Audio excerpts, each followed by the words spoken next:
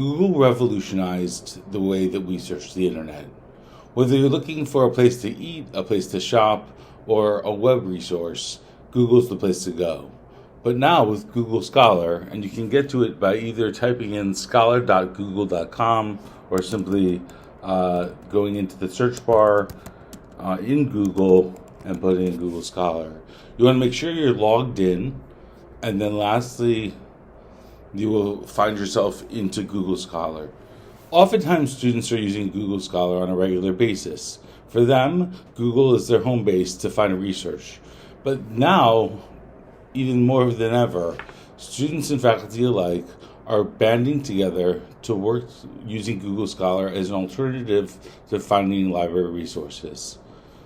So the first thing you want to do is go to these three bars on the top left corner and click on Settings. What we're doing now is we're going to link the library at UNF into the library in Google Scholar. So we're going to click on Library Links on the top left corner again, and you can see mine's already populated, but if it's not, you're going to simply put in University of North Florida, hit the magnifying glass, and hit Save. What we've done now, as simply as can be, is tied our library into Google Scholar's library. So in effect, we're now going to be able to pull articles in a different way, as we'll see. So if we take a general topic, the great thing about Google Scholar is you don't have to use any real rhyme or rhythm.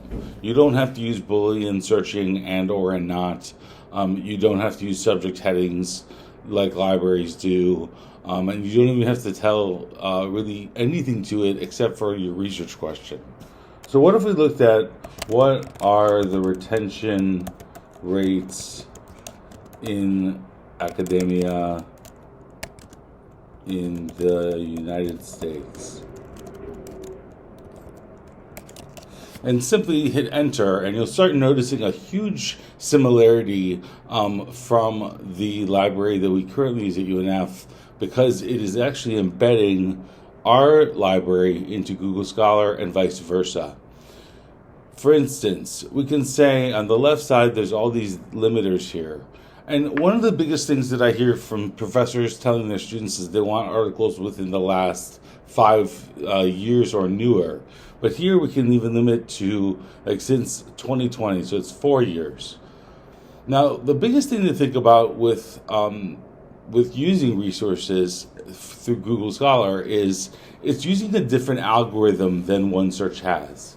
So if I put in this search, review of undergraduate student retention and graduation since 2010 patterns, predictions, and recommendations for 2020, you'll see there are tiny search subject headings or an idea of what it's about. You can actually go ahead and hit full text at UNF, and it will take you into the UNF database.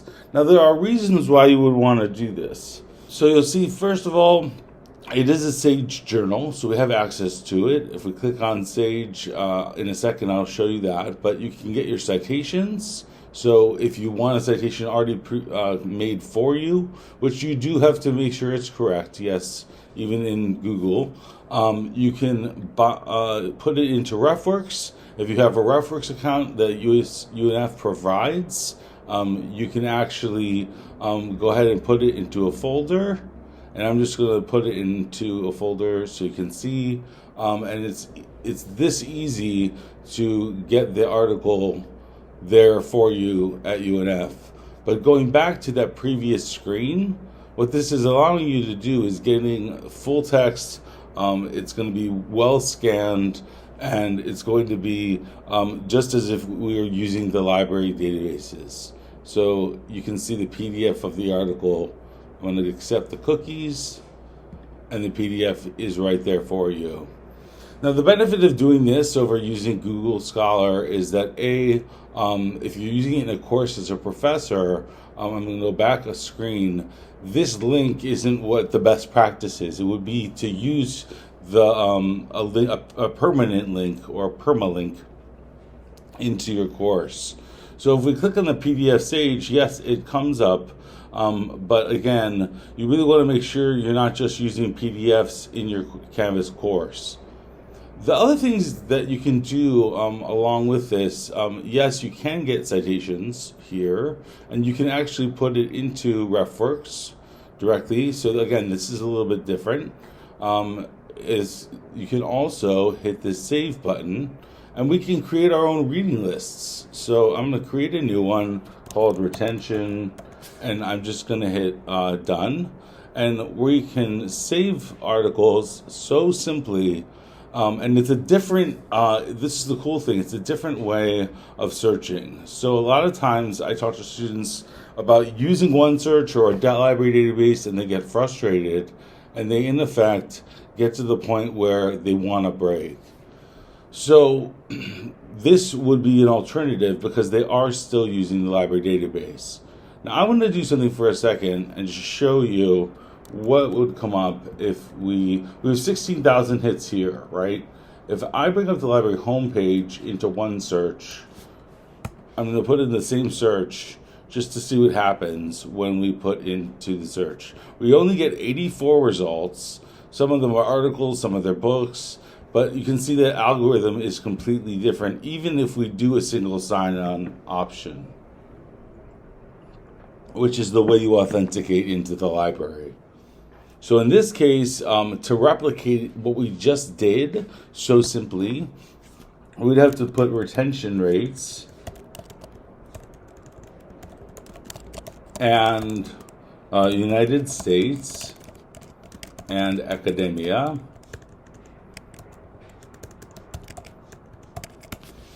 Just to get that same type of search to come up, and it's still, because I spelled it wrong, pardon me.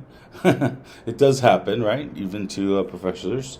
It's still not giving us the same thing that we got in Google Scholar. So this is why we oftentimes look to other resources. What if we wanted to go a little bit further here now?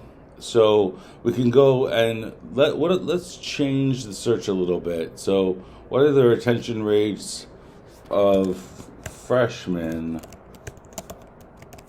in universities in the United States? Now we have 17,000 more hits. We could even make this even newer. So since 2023, pardon me, we can say sort by date. So you get the newest articles first, which is a really nice feature. You'll see here that there's less linkage between that full text at UNF. But if we go back and do sort by relevance, you'll see the full text at UNF. Now, this article isn't available via without full text at UNF. So you can see here, you would have to pay for it. This is why I always tell students, if the article says that, in the library world, we would say use interlibrary loan, which you could do. But in this scenario, you could tell your students to just click on the full text at UNF, and that other algorithm allows you to pull that article so quickly into your library. I would encourage you, if you're not using RefWorks as a citation management tool, to use it because it does allow you to save the articles that you're finding. But here's the article from 1989, so it is a bit older. The permanent link, if you were going to put this into a Canvas course, you can pull, I'm going to say APA 7th, since it's an education topic. So I'm going to say the APA 7th citation, and then take that permalink and hyperlink that article accordingly with your citation. Now, if we go back to Google Scholar, let's just play around a little bit more. So the first thing also you want to think about is you can create alerts. So if you wanted to create an alert that comes in with most relevant results, you can see that, and then create that alert, and it will go to my email that is my Gmail account. So we could say retention rates, etc. And you can see as it populates it, it will create that alert. And if you ever want to go back and cancel those alerts, you can do so. But for your own personal research, I would highly recommend doing this. It is a very, very nice topic. It's a really nice tool that you can use within Google Scholar. The other things you can do with your My Library, you can go ahead and see all the articles I've saved. You can manage the labels so that if you wanted to add an extra label or say retention in the United States or universities and have that, you can create a new label.